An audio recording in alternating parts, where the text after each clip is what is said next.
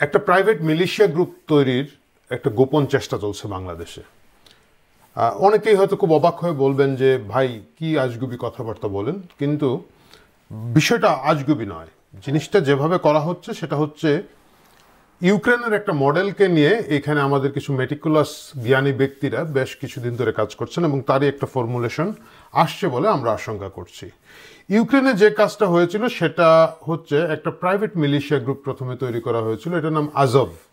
Azov হচ্ছে একটা fur right movement, একেবারে উগ্র নিওনাজি টাইপের একটা সংগঠন। প্রথমে তৈরি করা হয় 2014 সালে, যেটা হচ্ছে স্বেচ্ছাসেবী বা ভলান্টিয়ারদেরকে নিয়ে একটা সৈনিক দল তৈরি করা হয় আজভ রেজিমেন্ট নাম দিয়ে, এবং তারা একেবারে সরকারের সাথে কোনো সম্পর্ক নয়, তারা তাদের মতো করে কাজ শুরু করে। কিন্তু কিছুদিন পরে তাদেরকে ইউক্রেনের মূল যে মিলিটারি গার্ডের মধ্যে ইন্টিগ্রেট করে ফেলা হয়, যাদের রিক্রুটমেন্ট এবং অন্যান্য কিছু ওইভাবে ছিল না, ওইটা আজবের আলাদাই ছিল। এবং তারা তাদের মতো করে একটা ফার রাইট গ্রুপ তৈরি করে এদেরকে মূল ইউক্রেনের মূল সেনাবাহিনীর মধ্যে বা মূল সশস্ত্র বাহিনীর মধ্যে ইন্টিগ্রেট করে ফেলা হয়। বাংলাদেশেও এই ফর্মুলাটা ট্রাই করা হচ্ছে এবং এটা খুব সিরিয়াসলি ট্রাই করা হচ্ছে। এর বেশ কিছু লক্ষণ দেখা যাচ্ছে।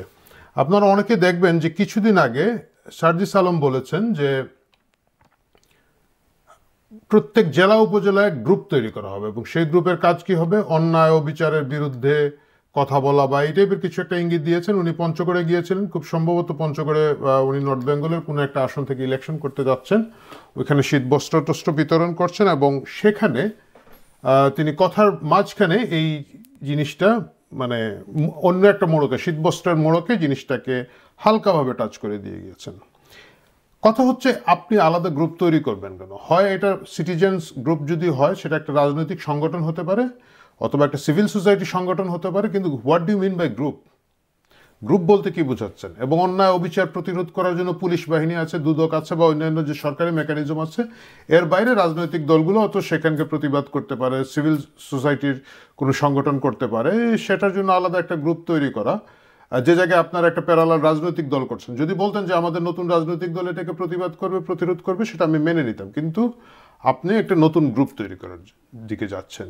প্রিয় দর্শক, আমি আজবের কথা যেটা বলছিলাম, আজবও কিন্তু এই ধরনেরই একটা উগ্র মতাদর্শের জায়গা থেকে তৈরি করা হয়েছিল এবং তার আপনারা ইন্টারনেটে সার্চ দিলে যারা বিষয়টা কম জানেন তারা দেখতে পাবেন একই ফর্মুলা এখানে কিভাবে হচ্ছে।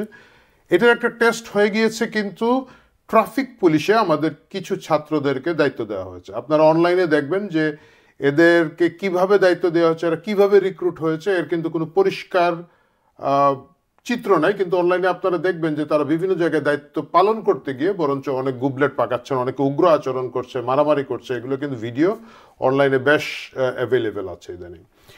এই যে একটা গ্রুপকে ট্রাফিক পুলিশের মাধ্যমে ইন্টিগ্রেট করে দেওয়ার একটা চেষ্টা, সাধারণ চোখে দেখলে এটা খুব ভালো একটা জিনিস যে ছাত্ররা ট্রাফিক পুলিশকে সহায়তা করবে। কিন্তু ফার্স্ট হচ্ছে এদেরকে কিভাবে রিক্রুট করা হয়েছে, এদের কি কোনো ভর্তি পরীক্ষা হয়েছিল, কোনো টেস্ট হয়েছিল, কোনো লটারি হয়েছিল? কেউ কিছু জানে না। এটা হচ্ছে একটা বিশেষ তালিকা থেকে অধিকাংশ ছেলেদেরকে এখানের মধ্যে দেওয়া হয়েছে, এক। দ্বিতীয় হচ্ছে এখানে যে সংখ্যক দেওয়া হয়েছে বলা হচ্ছে আদৌ সেই সংখ্যক দেওয়া হয়েছে নাকি এরা বদলি করে করে এইখানের মধ্যে ডিউটি করেন, সেটা কিন্তু বেশ ফিসফিস আছে। এটা ফিসফিস থাকার লজিক আছে। ওনারা যখন অনেক মাস্ক পরে ডিউটি করেন, যেটা দেখে মনে হয় রাস্তায় ধুলাবালির ব্যাপার আছে, কিন্তু আদৌ সেটা একই লোক কিনা না, এই সন্দেহের জায়গাগুলো তৈরি হয়েছে।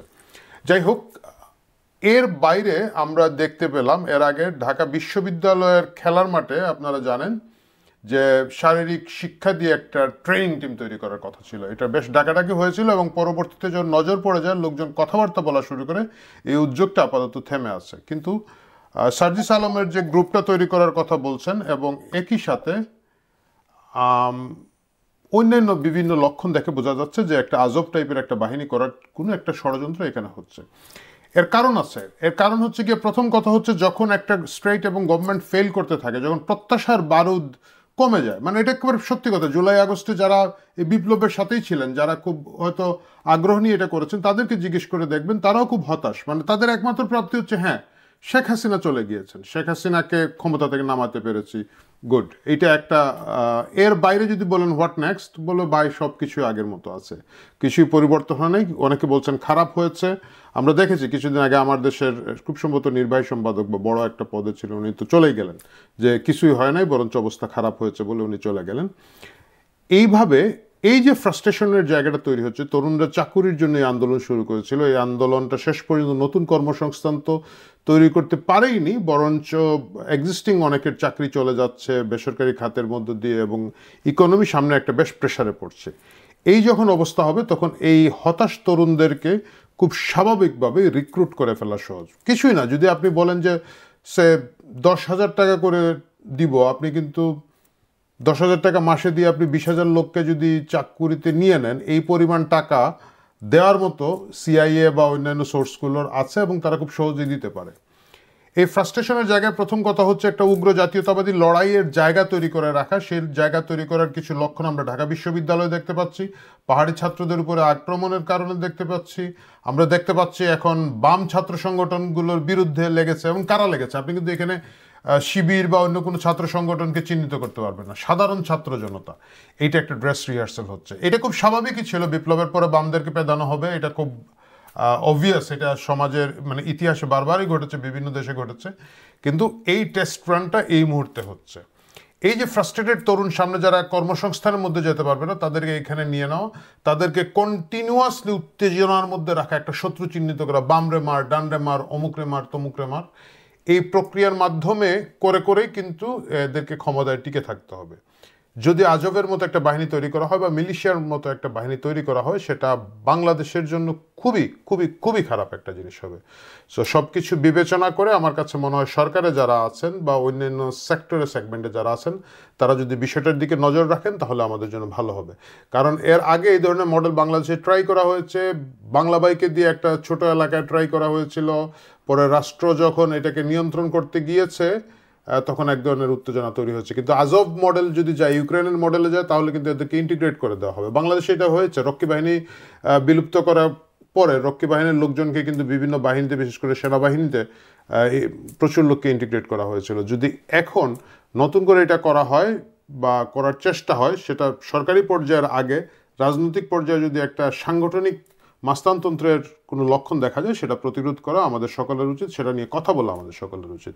প্রিয় দর্শক, অনেক কথা বলে যায় যেটাকে আপাতত মনে হয় যে অসম্ভব, আপাতত মনে হয় খুব খারাপ, কিন্তু পরবর্তীতে দেখা যায় আর অনেক কিছুই কিন্তু বাস্তব হয়ে যায়। এই এক অদ্ভুত দেশ, এখানে যেটা আমরা বিশ্বাস করি না সেটাই ঘটতে দেখা যায়। সুতরাং সতর্ক থাকি, কথা বলতে থাকি। ভালো থাকুন।